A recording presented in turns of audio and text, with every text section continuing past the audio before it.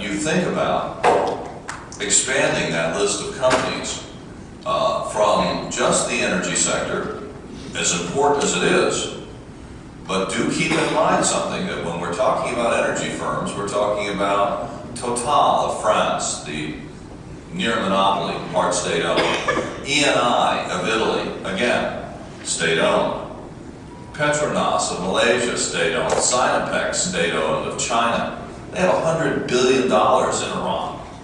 Certainly a good target for the kind of legislative efforts in Florida and elsewhere. And Gazprom, which is, as you know, the political security arm of Moscow. Completely responsive to their policy. So that when we divest those companies, you're dealing with companies that don't have a thin skin, that indeed have reactive armor for skin. Are they going to be impressed with shareholder activism? Not the way those other companies, the softer underbelly, would be. Because they actually have to be responsive to shareholders. They actually have to care about their corporate governance and reputations. And therefore, they are considerably more vulnerable. So this is far from being a criticism. This is merely in the category of next steps as to how to put an electrified fence around these firms and make plain to them that if they're going to be in the business of partnering with Iran, it's not going to be with your money. And as Frank said, The Economist that did a piece on tariff-free investing had the inspired bumper sticker type title, quote, "Not with my money," exclamation point, close quote. Well, they got it right there, because this is our time, to quote the president, in terms of taking a stand on terror in our individual lives. And don't hesitate to believe that this can't be effective, that this is just, in effect, a feel-good effort, like much, and this is not a criticism of the socially responsible investing portfolio. Israel, our very way of life? The answer is no. And that's, in a sense, sad, but it's also exciting, because it is upon us. I mean, this is what the purpose of this morning is about, to make plain that we now have a way forward. And that way is not necessarily going to be relying on the Obama administration to step up the pressure, or even the Congress. Because as you can see, Iran, well, according to the Financial Times of yesterday, has enough highly enriched uranium right now to make the bomb. This is not prospective anymore. They're seeing it a few months from now. Israel, Netanyahu, who's ever going to lead that government, and I suspect he is, has to make some very tough decisions right now. And you can be sure, with the new open dialogue that the Obama administration wishes to pursue, and this isn't a slam on talking to bad guys or countries, but it is a problem when you're out of time. Because, again, we don't have 6 months to restart the negotiations, frankly, only to end up back where we are today, at loggerheads, and watching as they proceed to perfect, miniaturize, and place atop of ballistic missiles nuclear warheads that could destroy Israel, and through an electromagnetic pulse, possibly even reduce us into a fourth-rate power.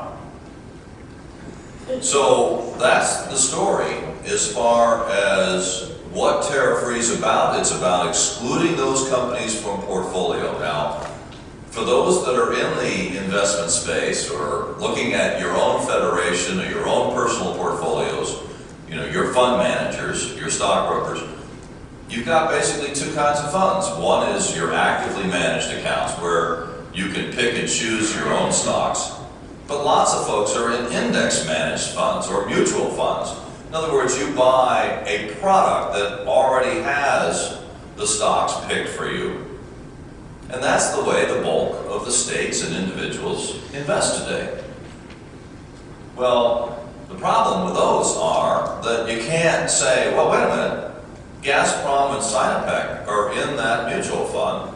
You know, I want them out. So you call your fund manager who says to you, that's not the way this is going to work. We can't change that. You just have to buy another fund. So you're looking around to find a fund that purposely excludes companies that are aiding and abetting the terror sponsored by Iran, Syria, Sudan, North Korea. And until a couple of years ago, you wouldn't have found them because they weren't out there. Well, the good news is they are now.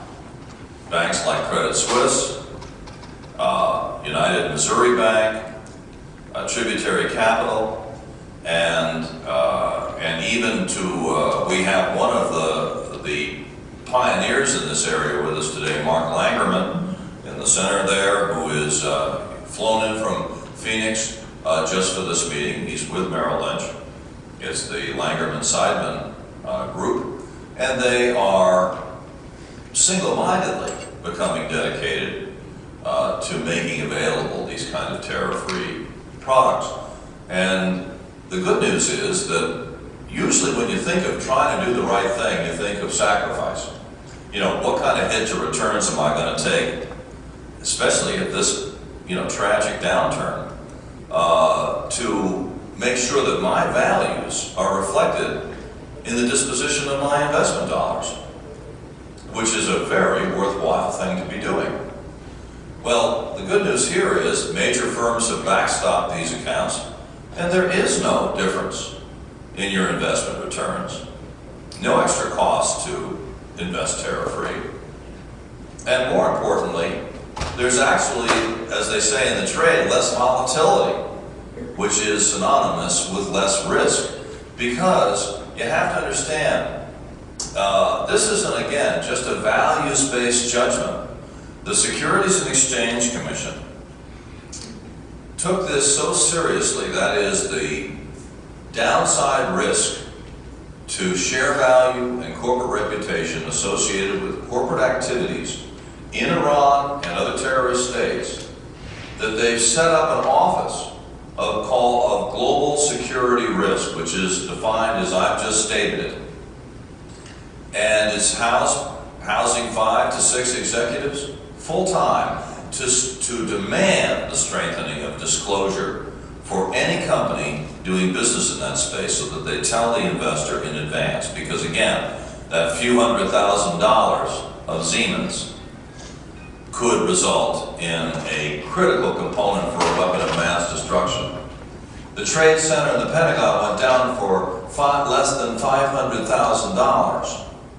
Now, nuclear programs like Iran's are multi-billion-dollar affairs, as are their ballistic missile delivery capability, to be sure. And we have to very much worry about public companies that are providing Tehran with the wherewithal to make that happen and to proceed apace in gaining that most dangerous capability. But you gotta look at the small stuff too, because we're in an age where that little widget can be decisive in the hands of a terrorist. And it better not have a name on it, that corporate name that you're holding in portfolio, or you will have an Iranian Enron on your hands when that class action lawsuit strips that company of its assets with, tens of thousands of possible victims.